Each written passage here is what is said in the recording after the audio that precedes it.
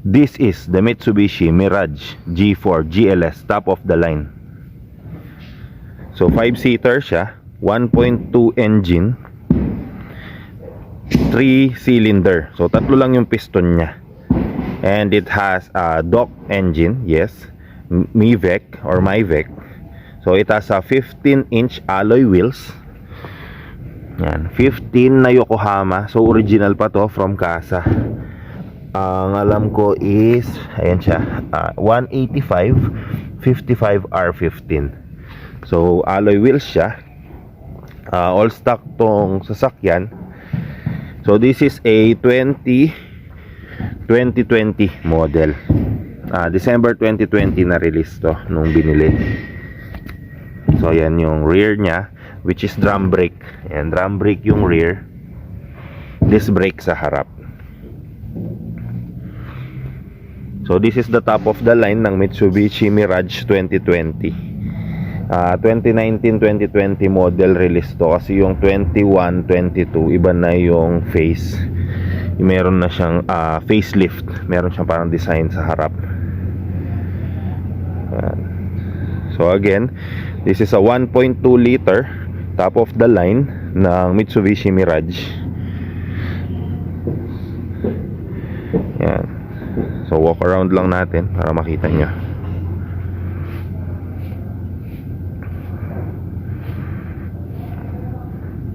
So mamaya ipapakita ko yung mga features nya.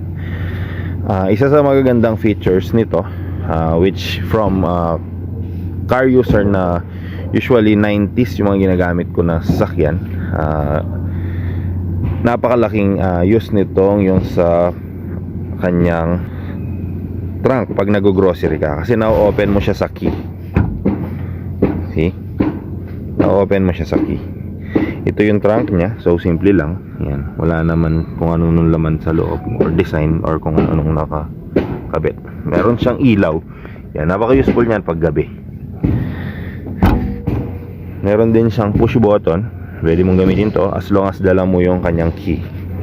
Yung kanyang key fob. So from Casa, dalawa yung key fob niyan. Yan.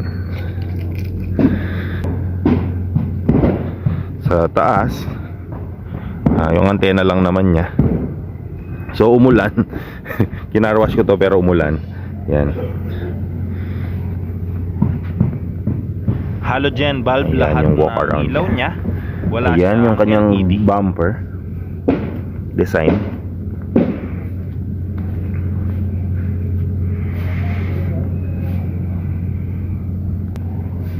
And nandito na yung mga corner light niya. Umiilaw yan pagka nagpa-flasher ka or pag nilalak mo yung sasakyan. Ayan. And pag i-unlock mo naman, isa sa indicator ng top of the line is yung push niya. So long as dala mo ulit yung key fob. So hindi mo na kailangan sinususi. Ngayon yung interior niya again. So ito yung steering.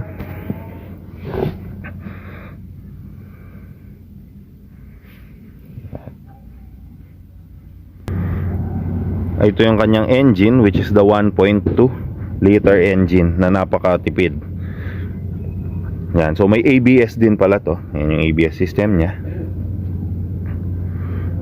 Yan yung engine compartment ng Mitsubishi Mirage. So may dalawang variant to. Si hatchback at saka sedan. So ito yung sedan. Sa sedan, ang alam ko is meron siyang palang tatlong model. Yung kanyang manual na 1. Sa engine alam ko pare-pareho silang 1.2. Merong manual, which is the base model, yung manual. Tapos meron yung automatic na 1.2 rin, GLX. And this is the top of the line na 1.2 GLS. Yan. So meron siyang manual, GLX yung nasa gitna na automatic na rin, and GLX. Ito yung GLX. So ang difference, most key differences na alam ko or na research ko at nakita ko sa mga chinek naming model, na ito sa mga automatic, no, sa GLX na automatic, tapos itong top of the line na GLS Hindi siya push start para dun sa GLX, and hindi automatic yung climate control niya or yung control sa AC. Sa engine, alam ko parehong pareho. Si 1.2 3 valve na engine. Tapos yung model niya from 2019 to 2020, ang alam ko is meron siyang 7 color, merong black, itong gray, merong white, merong parang yung maroon or yung wine red na tinatawag nila, meron yung parang blue, merong silver, tapos not sure yung parang titanium blue na isa. So meron siyang 7 colors.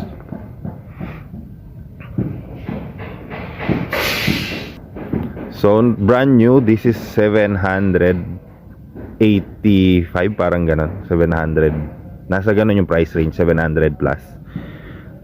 Second hand, they're going around prices ng 400k hanggang 500k.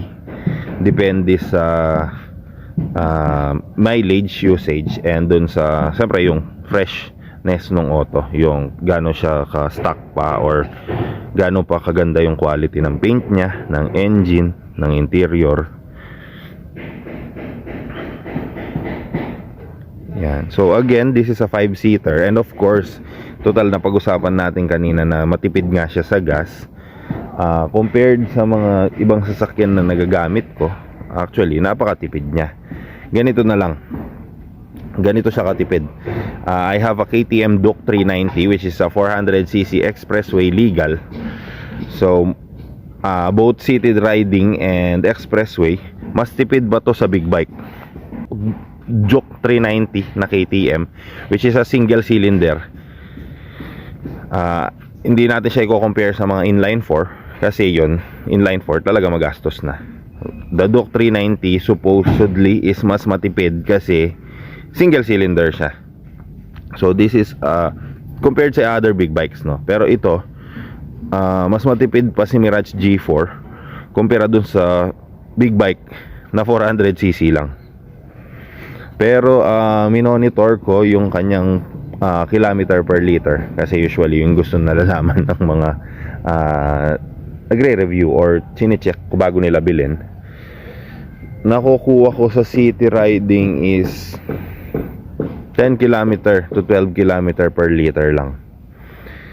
Sa expressway, hindi ko na monitor nung nagkalamba kami Laguna, pero napakatipid niya kasi from Pampanga, so galing kami ng Angeles, Pampanga hanggang Calamba, Laguna, plus yung ikot-ikot sa Pasyal sa Manila. So nabawas lang niya is 3 bars from full tank. So para sa akin napakatipid na nun, especially coming from a Honda CR-V user. Kasi sa CR-V parang nasa 5 kilometers per liter lang yung nakukuha ko na K24 na CR-V, top of the line din na Gen 2. Features, paborito ko lang naman na features niya is ito, yung push start niya, of course, and yung control ng music ko is nasa manubela na. Kasi pagka, yes, LCD yan, touchscreen, pero kasi pagka dun mo kinokontrol, nawawala yung tingin mo sa daan. Unlike pagka ganyan, yan. Oh, yan yung cockpit niya pag driver ka. So kinokontrol mo na, hindi ka na tumitingin dito sa right. Yung aircon niya napakalamig. Syempre, almost bagong-bago pa. Honestly, kung gusto mo ng mabilis na sasakyan, hindi ito yon. Kasi yung 1.2 liter is hindi naman talaga ganun kabilis kung makikipaghabulan ka sa daan or bigla kang nag-overtake. Pero kung gusto mo lang, makukuha naman niya yung speed. Like nung NLEX kami and Skyway. Sa Skyway kasi mabagal lang, pero sa NLEX nakakatakbo naman siya ng around normal speed ko is 120, and naitatakbo naman ng mas mabilis doon. Ganun na lang, wag na natin sabihin. Mas mabilis na lang doon. Nakakasabay siya sa mga Fortuner, ganyan. Pag nakuha na niya yung speed niya. Pero yung instant power yung hinahanap mo, wala siya nun. Kasi 1.2 liter siya. So, kung tipid sa gas, ito, super tipid sa gas. So, kahit 5 kaming nakasakay, wala naman, hindi naman nabibigatan yung engine or hindi naman siya nahihirapan. Key factors bakit din ako nag Mitsubishi Mirage G4 or Mitsubishi Mirage is napakadaming bumili. So it means na yung aftermarket parts niya and yung aftermarket na accessory, kung gusto mo mag-upgrade, nandun lahat. So marami nag-manufacture na. And still stock pa rin do actually, kasa maintained. So pati yan, lahat niya stock pa, pati gulong. Ito yung tail light niya, favorite part ko ng Mitsubishi. Yan. So kung may mga tanong kayo regarding sa Mitsubishi Mirage, pwede naman kayo mag-comment down below. Sasagutin ko siya as long as alam kong sagutin. Yan.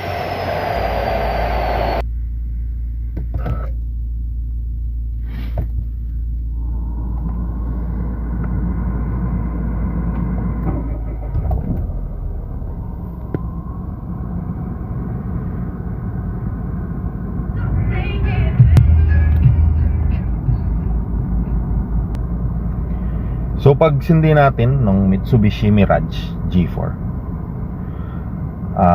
kailangan natin siyang painitin, which hindi ko ginagawa before, but now lately ginagawa ko na kasi part daw yun ng engine process para parang tumaas muna yung oil. So meron siyang indicator, ayun.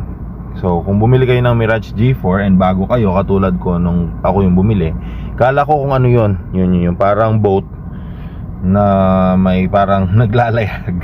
So hindi ko alam kung ano yun nung una. So yun yung parang processing ng engine niya para makuha yung kanyang temperature and umikot muna yung oil. So mga 2 minutes yan bago mawala to 3 minutes. So while waiting para dyan, so this is the top of the line Mitsubishi Mirage G4 GLS. Kaya push start button tayo, isa sa mga features nito na pinaka gusto ko.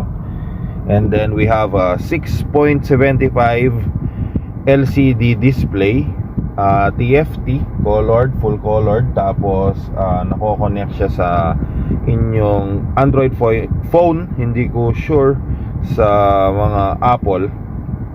Meron din siyang, ang nagamit ko na is yung sat nav niya, yung navigator. Difference niya dun sa 1.2 GLX is automatic yung climate control niya, hindi na manual na ina-adjust katulad ng mga older models na mga sasakyan. Yan yung interior niya. So siyempre automatic, hindi to Tiptronic, so drive mode lang siya. Tapos meron siyang USB, makakapag-charge kayo ng cellphone yan, hindi na katulad yung mga kailangan pa ng do sa lighter. Yan. Tapos meron siyang aux port para sa music. Ito close lang yan, hindi ko alam kung para saan. Pero pa rin kayong yung para sa mga Yossi. So meron din siyang glove box, siyempre. Yan. Sa harap, yan yung mga speaker, lalagyan ng water, both side yan, pati sa driver. Automatic na rin yung mga window nya, automatic rin yung door lock. Alam ko doon sa GLX parang wala yata, doon sa nakita ko model, no, wala itong mga silver na design. Yan. Sa gitna meron din siyang pang soft drinks sa handbrake na. Meron din kayong pocket dito sa taas ng glove box. Actually napakadami niyang pocket na napaka-useful. Isa sa mga magagandang feature ng Mitsubishi Mirage. So ito siya sa rear. Sa rear simple lang, yan yung design niya. Meron din siyang yung automatic control para sa mga window, and same yung handle. Yan. So, wala naman siyang ibang kung anong design sa rear. Ito lang para kung nagko-coffee yung mga nasa likod, meron siyang lalagyan ng coffee, and nakapacket yan dito. So this is a 5-seater. Ayan yung tela niya ng GLS 1.2 top of the line model. Napaka-komportable nitong upuan. Na-try ko umupo sa likod pag nagda-drive yung asawa ko. Meron siyang mga handle. Sa pinakalikod naman, of course, yan yung kanyang naka-board. Wala naman kahit anong design. Yan, para sa heater yan. Yung mga linya-linya.